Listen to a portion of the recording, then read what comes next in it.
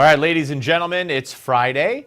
It's time for the Malzberg panel, and we have so much to talk about. Let me introduce to you the host of the Roger Hedgecock syndicated radio show, The Roger Hedgecock Show, Roger Hedgecock, and spokesperson for the Tea Party Leadership Fund, Katrina Pierson. Welcome to both of you. All right, let's start with you, Katrina. The U.S. now saying there's no evidence, surprise, surprise, that Jordanian airstrikes against ISIS have killed a U.S. hostage. Why are we giving this the attention we're giving it anyway, this claim by ISIS? Well, it's interesting what's happening, particularly with the United States and ISIS, is we can't really seem to talk about anything having to do with ISIS or terrorism. And, we have our president now covering for what's happening in the Middle East. And with Jordan having their pilot set on fire, nobody really knows what's going on anymore. But what we do know is that other countries are wanting to take a more aggressive position than the United States. And I think that's why there's so much confusion going on right now.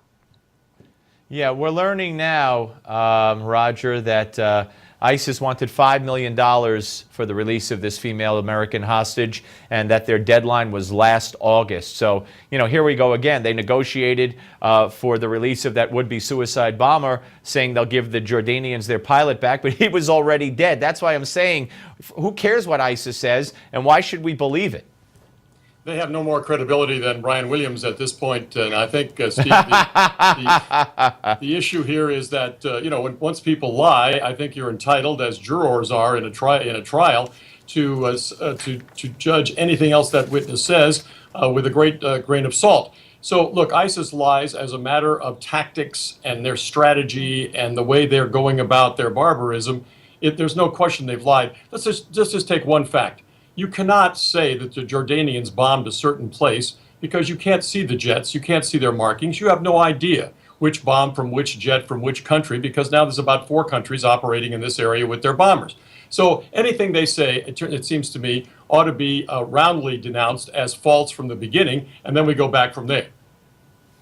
Katrina, let me ask you a question. I'm no military genius, but it seems to me if Jordan can inflict all this damage that we're hearing about on ISIS because they're infuriated and they're waging a revenge campaign, why couldn't we, by now, prior to this week, either the United States on its own or through our coalition, have done that damage plus 100 times worse if we wanted to? I think that's an amazing question, considering how all of us who aren't military experts know that without a doubt, ISIS must be stopped, or at least stomped down, as Jordan is preparing to do at this point. But when you have the president who meets in secret with Muslim leaders, and some of these names have been leaked, by the way, but you really have to question, what is President Obama trying to do? What is he trying to accomplish? Because he's definitely not trying to make Americans feel safe, and he's definitely not letting the world leaders know that he's on their side against this terrorist organization. Right, and Roger, after that speech at the National Prayer Breakfast yesterday, Bill Donahue just said Obama's not a Christian. Maybe it was one of those Muslim Brotherhood people at the White House who said, "Hey, I got an idea. Why don't you bring up the Crusades and the, and try to legitimize or do whatever you're going to do and just show the world that this has happened before." Of course, it was different, but nonetheless, maybe he took some advice from people at the White House. I loved Governor Bobby Jindal's comments on this. He said, look, tell the president the medieval Christian threat is under control. It's the ISIS threat that's not under control. Yeah, no, that's very true. All right, let me ask you very quickly, Roger, finally, it looks like the wounded at Fort Hood are going to get the Purple Heart. It does, and thank you to Congress. Understand that it was Congress that passed a directive to the Pentagon to say, okay, you can call it workplace violence if you want to. It's a war. You had Allah Akbar. You had this guy who pledged allegiance, according to his defense attorney, to the new caliph of ISIS. And so it obviously was an attack by an enemy on our troops. You give those Purple Hearts. And today, more than a dozen wounded United States military personnel are going to get those Purple Hearts, and they long ago should have gotten them. I'm sure you agree, Katrina. We got about 15 seconds. Yeah, absolutely. Well deserved. And it's unfortunate that we're still talking about workplace violence. And Americans really have to step up their game and demand that their leaders take action in causes like this. All right, we're coming back with more of the panel. You heard Roger mention Brian Williams. Well, there's a lot more to it now. Don't go away.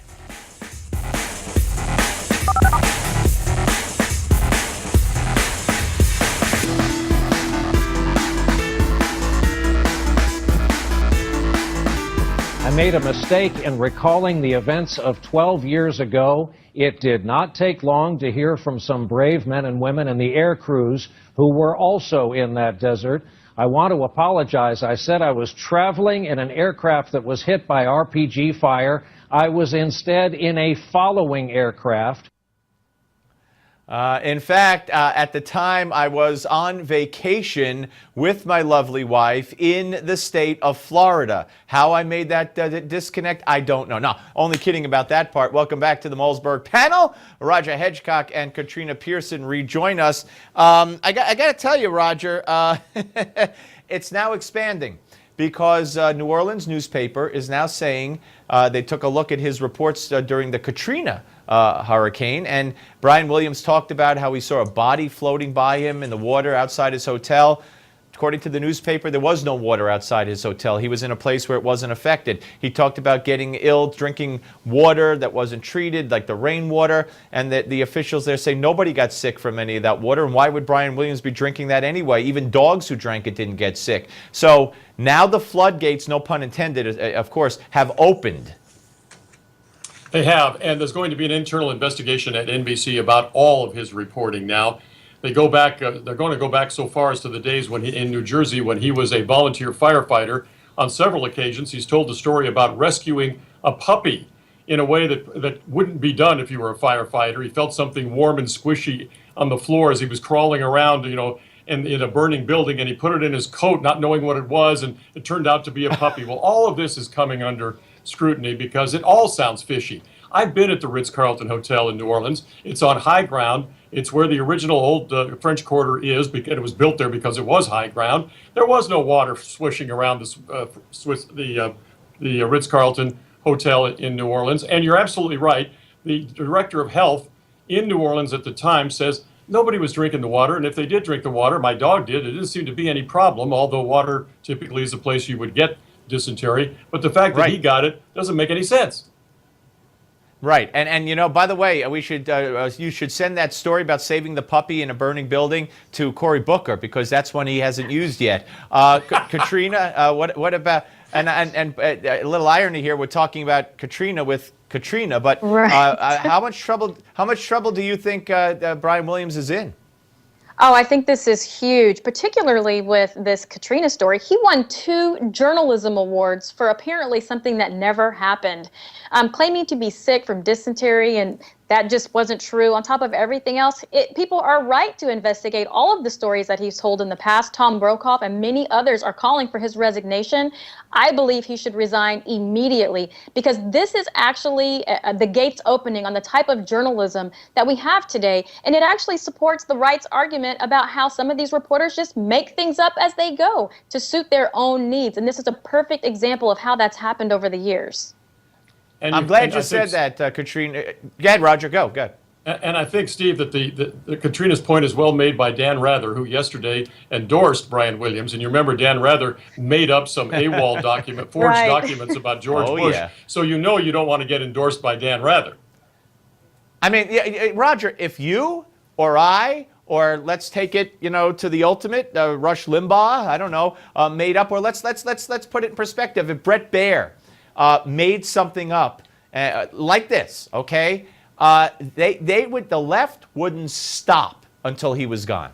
Oh no, there would be a hue and cry like you'd never believe if it was Chris Wallace or Brett Baer. Let's take those guys as examples of many. And you saw what happened to the former CBS reporter who outed them on Fast and Furious. As soon as you start telling the truth in one of those Cheryl Atkinson, Cheryl Atkinson. As soon as you start telling the truth on one of those Obama media outlets, you're gone. Yeah. Katrina, last word, 10 seconds. Yeah, I think this is worse considering not only did he just make things up, but he literally created news. And that's where the big part of the story comes from. Right. Hey, Katrina, pleasure meeting you. We'll have you back. Roger, pleasure as always. Have a great weekend, panel. And you know what's next, folks. You know it, you love it, you gotta have it. It's Gimme 5, and guess who it involves? Brian Williams. Don't go away, it's next.